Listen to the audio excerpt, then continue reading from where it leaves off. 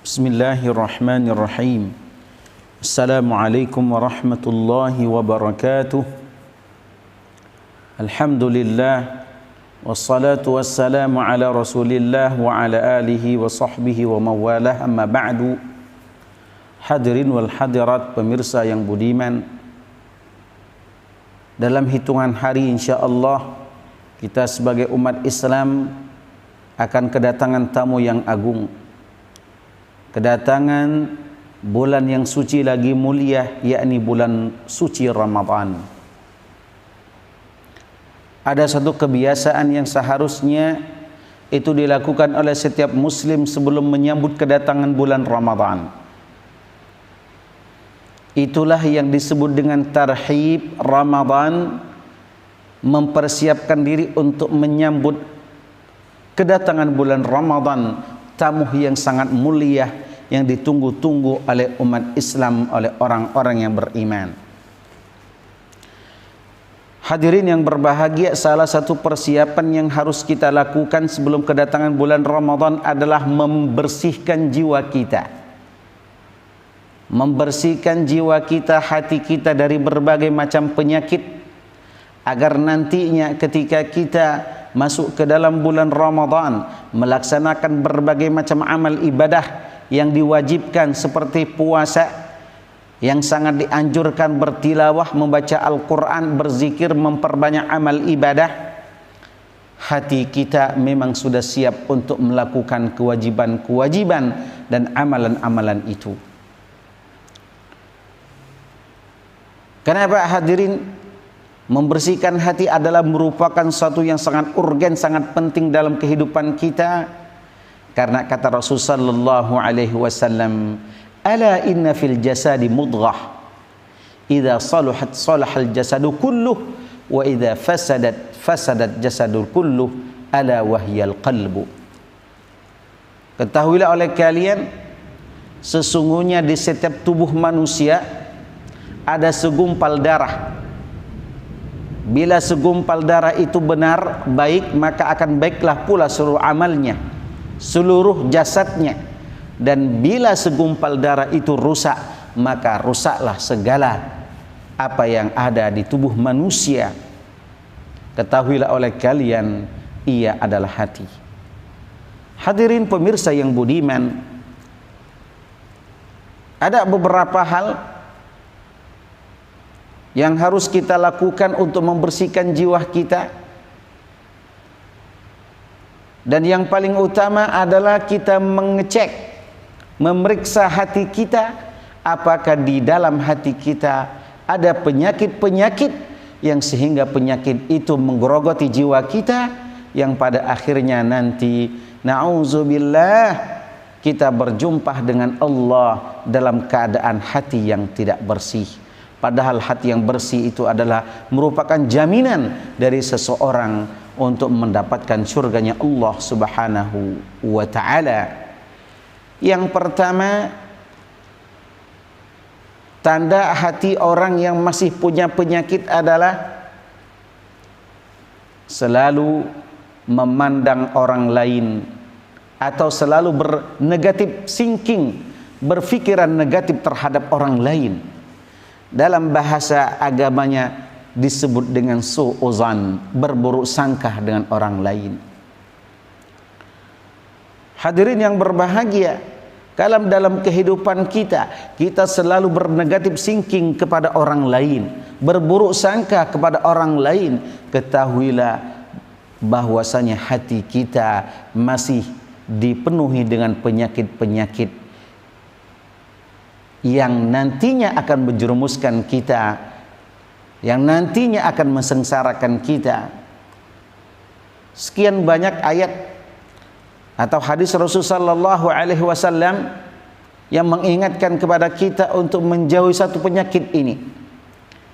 Seperti misalnya dalam surah Al-Hujurat ayat 12, Allah Subhanahu wa taala berfirman, "Ya ayyuhalladzina amanu ijtanibu katsiran minadh-dhann inna ba'da dhanni itsm." Wahai orang-orang yang beriman, jauhilah oleh kalian dari banyak berburuk sangka, karena sesungguhnya berburuk sangka itu adalah merupakan dosa.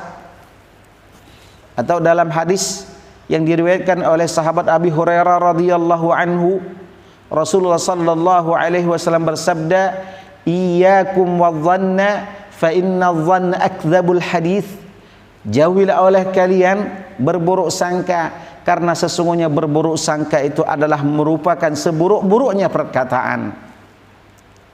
Hadirin yang berbahagia,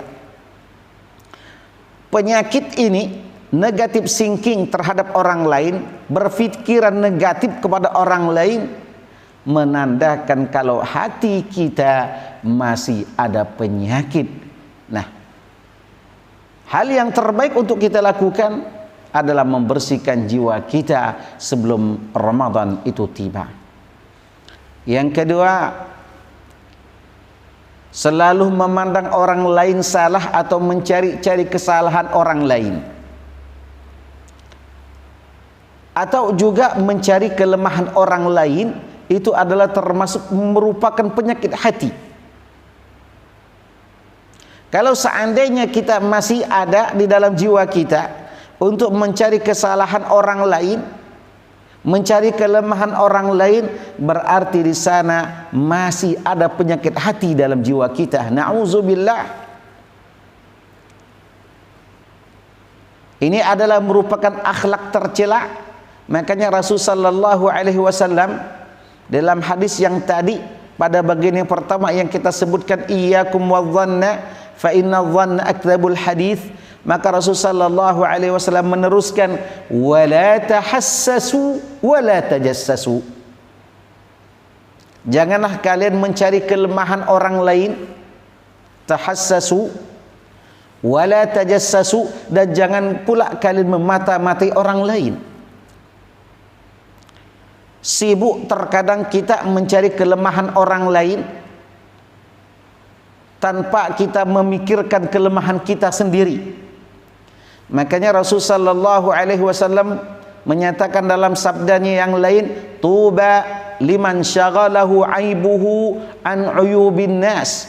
Sungguh sangat berbahagia orang yang sibuk dan disibukkan oleh aib dan kekurangan dirinya, daripada dia harus mencari aib kesalahan orang lain. Memang terkadang manusia seperti itu,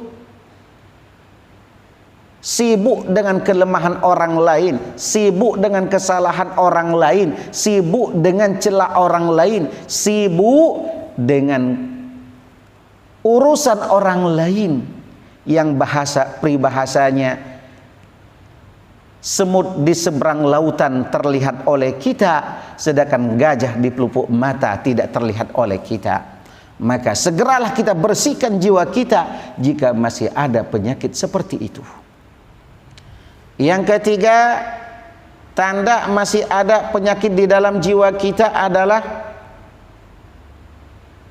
selalu minta dihormati, atau dalam bahasa lainnya gila hormat. Mentang-mentang mungkin ia punya kedudukan, punya jabatan, atasan, pimpinan dalam sebuah lembaga, ia merasa orang yang penting dan terhormat, maka dimanapun dia berada, dia selalu minta dihormati, ia selalu minta dihargai. Contoh, ketika kita bertemu, ketika kita berjumpa, ia tidak pernah memulai salam atau sapa. Karena apa? Karena ia memandang ia adalah orang yang terpandang, orang yang mempunyai kedudukan, maka sungguh sangat layak dia untuk dihormati dan dihargai.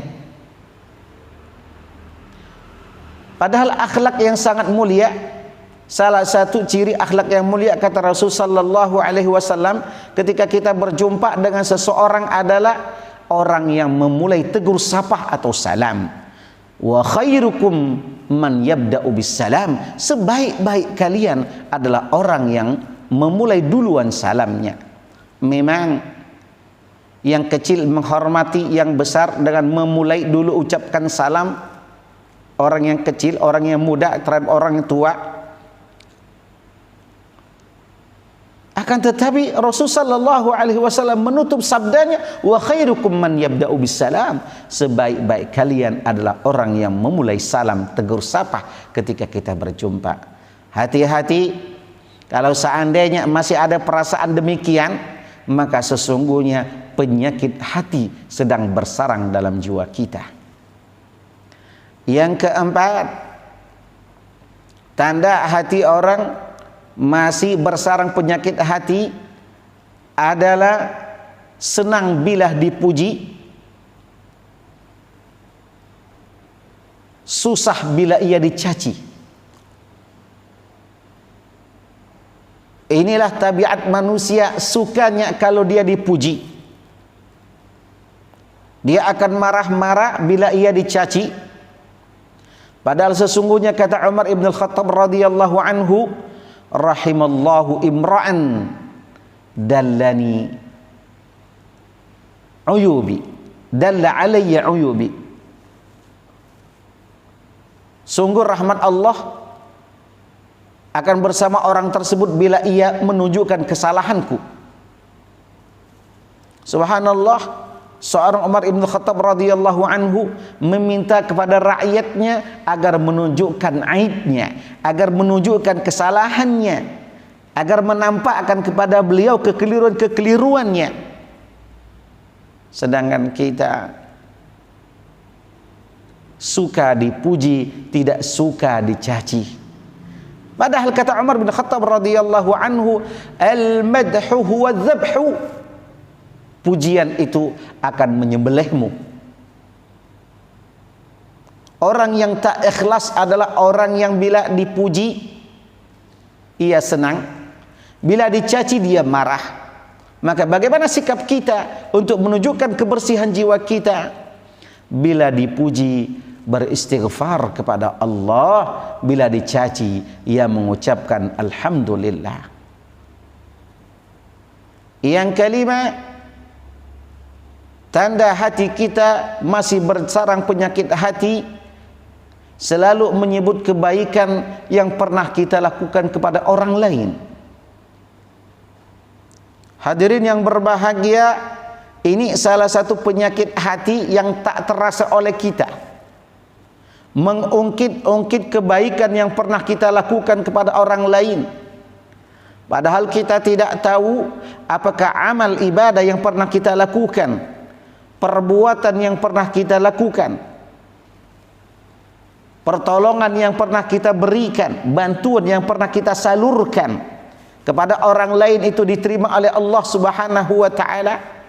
Bahkan Rasul sallallahu alaihi wasallam mengingatkan kepada kita, salah satu tanda orang yang nanti akan sengsara di akhirat bahkan di dunia adalah zikrul hasanat wa huwa la yadri aqubilat amruddat. Menyebut-nyebut kebaikan yang pernah ia lakukan padahal ia tidak tahu apakah kebaikan itu diterima atau ditolak oleh Allah Subhanahu wa taala.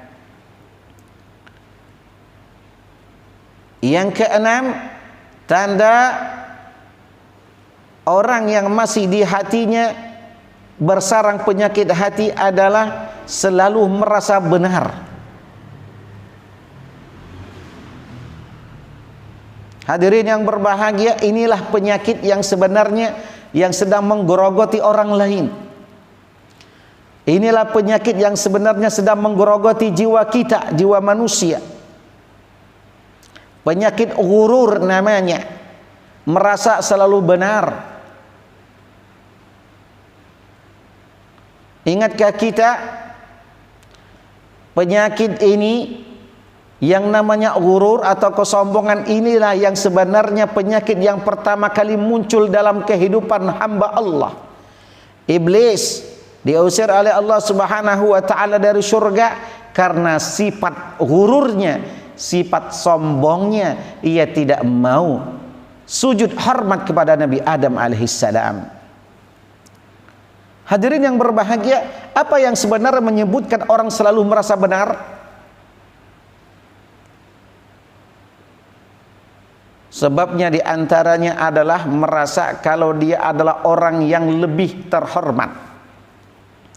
Sebab yang di antara lainnya adalah karena ia merasa pimpinan atau atasan.